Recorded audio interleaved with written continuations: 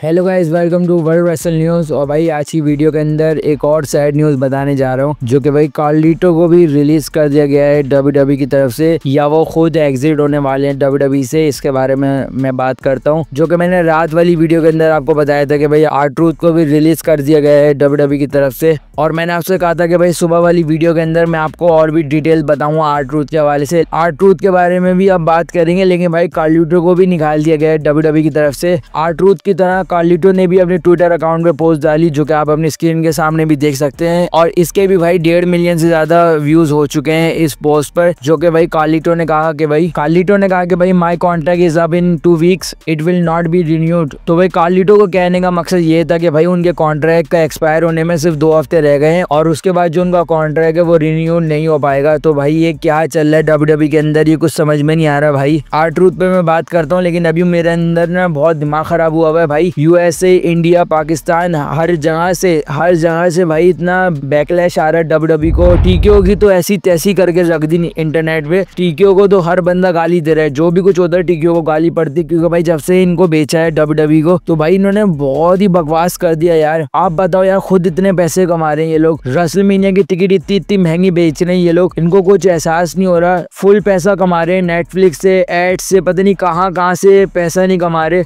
उसके बावजूद भी आप ऐसे सुपरस्टार्स को निकाल लो जिन्होंने 17 साल 13 साल, R-Truth ने 17 साल इस कंपनी में लगाए और कार्लिटो ने 13 साल इस कंपनी में लगाए। यार कुछ कम थोड़ी होता है यार, इतने साल एक बंदा फाइट करता है, एक बंदा इमोशनली अटैच होता है। R-Truth ने अपनी जैसी पोस्ट करी थी, उसके बाद जो सुपरस्टार्स थे, उनके जो कोलीग्स थे, उन्होंने क्या क्या ट्वीट्स किए वो भी मैं आपको बताता हूँ। लेकिन भाई ये कुछ समझ में नहीं आ रहा यार, ये क्या चल रहा है भाई। आपके पास इतने पैसे हैं, जो बंदे अटैच हुए हैं फैंस के साथ, भाई आप उन्हीं को निकाल लो भाई। वो पैसे कहाँ लेके जाओगे भाई जब कोई देखेगा ही नहीं आपको। मुझे लग रहा है कि भाई डब्ल्यूडब्ल्यूई ना बहुत कम कर देंगे लोग देखना, क्योंकि भाई अगर आप इस तरीके से चलते रहोगे तो भाई कोई भी नहीं देखेगा भाई। अभी आप सोचोगे भाई 3 साल बाद ऐसी न्यूज आ रही है कि भाई रोमन रेंस भी रिटायर हो जाएंगे, तो भाई अब रोमन रेंस भी चले जाएगा, कौन देखेगा भाई। और आप सोचोगे अंडरटेकर जा रहा है तो कोई किसी को मसला नहीं हो रहा। विंस मैकमैन ने ऐसे बहुत सारे सुपरस्टार बना दिए थे, रोमन रेंस हो गए, सेथ रॉलिंस हो गए, डीन एम्ब्रोस हो गए, इन जैसे बहुत सुपरस्टार हो गए जो कि अब की डब्ल्यूडब्ल्यूई को लीड कर रहे हैं। आप सोच सकते हो कि भाई दोनों जो फनी एलिमेंट होते थे, R-Truth और कार्लिटो, दोनों को निकाल दिया भाई। और जजमेंट डे की जो स्टोरी लाइन चल रही है, उसके अंदर जो कार्लिटो ने डोमिनिक मिस्टीरियो को बोला था कि भाई तू नगेट्स खाना कम कर, वो एक कितना फनी सेगमेंट था। मकसद यार ऐसे बहुत से अनगिनत सेगमेंट इन दोनों सुपरस्टार्स ने कर दिए। मेरे पास अल्फाज नहीं आ रहे, मैं क्या बोलूं यार। R-Truth बोल रहा है कि भाई मेरा कॉन्ट्रैक्ट तो एक्सपायर हो गया है, और कार्लिटो बोल रहा है कि भाई मेरे कॉन्ट्रैक्ट एक्सपायर होने में सिर्फ 2 हफ्ते रह गए। क्यों नहीं भाई इनको कॉन्ट्रैक्ट दे रहे दोबारा भाई, और क्या चाहिए आपको। मकसद आप सोचोगे भाई रॉ और स्मैकडाउन इतनी बेकार जारी होती है, जब इनका सेगमेंट आता है तो कुछ बच जाता है भाई। अब मैं आपसे बात करता हूँ R-Truth के बारे में। R-Truth ने जो रेसलिंग का शेप है, जो रेसलिंग का फॉर्मेट है, उसको चेंज किया भाई। उसके अंदर वो फनी सेगमेंट लाया है जो कि कोई और सुपरस्टार नहीं लाया।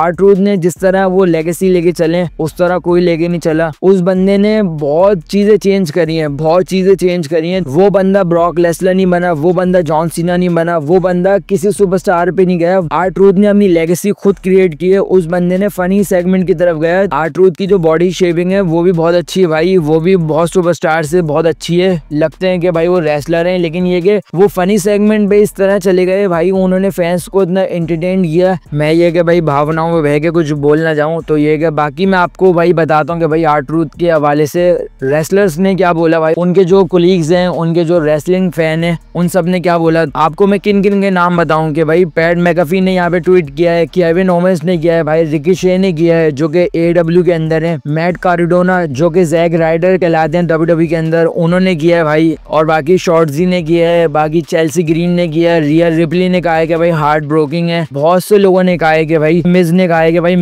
कि भाई मेरा सबसे अच्छा लम्हा जो गुजरा है वो R-Truth के साथ गुजरा है। और जितने भी मैंने ट्वीट्स पढ़े इन सारे रेसलर्स के, उन सब में मोहब्बत दिख रही थी R-Truth के लिए, सब ने तारीफ ही करी है। सब ने कहा कि भाई ये बैक स्टेज हमारे लिए इतना सपोर्टिव किरदार अदा किया है R-Truth ने, और बैक स्टेज भी, टीवी पे भी, हर जगह इस बंदे ने ना दिल जीते हैं। तो भाई ये बहुत बड़ी बात होती है। अब मुझे जहाँ तक लगता है, मेरा खुद का ये एक बिलीव लग रहा है मुझे कि भाई R-Truth अब दोबारा आने वाले हैं, क्योंकि जिस तरह का बैकलैश आया है ना, डब्ल्यूडब्ल्यूई ने कितने सुपरस्टार रिलीज किए हैं, बहुत सारे किए हैं भाई कुछ सालों के अंदर, लेकिन ऐसा बैकलैश ना कहीं पे भी नहीं आया भाई, कहीं पे भी नहीं आया। आप देख सकते हो ब्रान स्ट्रोमन को निकाला, पता नहीं कितने सुपरस्टार्स को निकाल दिया, लेकिन फैंस ने कुछ नहीं बोला, लेकिन R-Truth का निकलना हुआ ना तो भाई फैंस यहाँ पे फट पड़े, सारे लोग इतना बोल रहे हैं। आप सोच सकते हो कि भाई 15 मिलियन व्यूज आ चुके हैं R-Truth की अभी तक की पोस्ट पे, आप यकीन नहीं कर सकते भाई। तो मतलब फैंस इतना पागल हुए हैं R-Truth के पीछे। अब ये कि ट्रिपल एच होगा या TKO होगा भाई, इन सब का भी दिमाग खराब होने वाला है। अब ये लोग फौरी तौर पे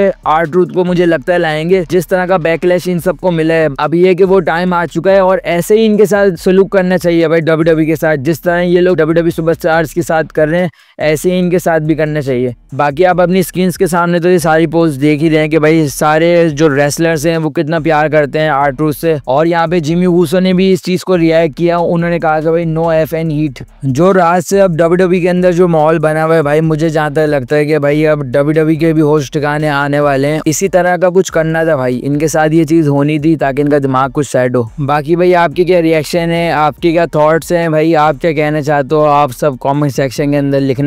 और अगर कोई बात मुझसे कहनी हो जो कि मैं वीडियो में कहूँ तो भाई आप कमेंट सेक्शन के अंदर लिख देगा, मैं उसे नेक्स्ट वीडियो के अंदर आपकी बात को जरूर पहुंचाऊंगा आगे तक। मुझे फ्यूचर दिख रहा है भाई कि फ्यूचर के अंदर WWE ना बिल्कुल तबाह होने वाली है। अगर हम आज चुप हो गए, आपको फ्यूचर के अंदर ना बिल्कुल भी कुछ देखने को नहीं मिलेगा, बर्बाद हो जाएगी WWE। और अब यही है कि भाई विंस मैकमैन जब तक हैं भाई और वो काम कर सकते हैं तो भाई उनको चाहिए वो दोबारा आए। अब मैं ट्रिपल एच को क्या बोलूं यार।